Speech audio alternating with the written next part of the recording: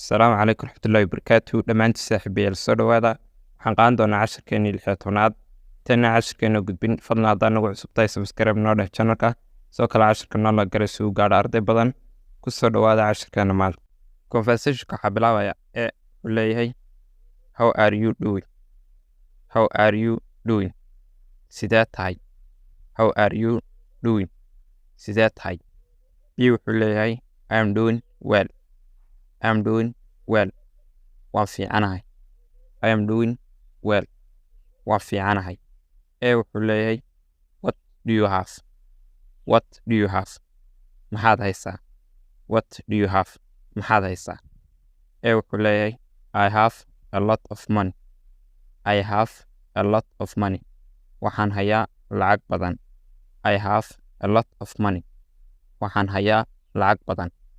A wuxuu leeyahay what do you want? What do you want? Maxaad doonaysaa? What do you want? Maxaad doonaysaa? A wuxuu leeyahay I want to be a teacher. I want to be a teacher. Waxaan doonayaa inaan noqdo macallin. I want to be a teacher. Waxaan doonayaa inaan noqdo macallin. A wuxuu leeyahay do you have a car? Do you have a car? Ma leedahay gaadhi?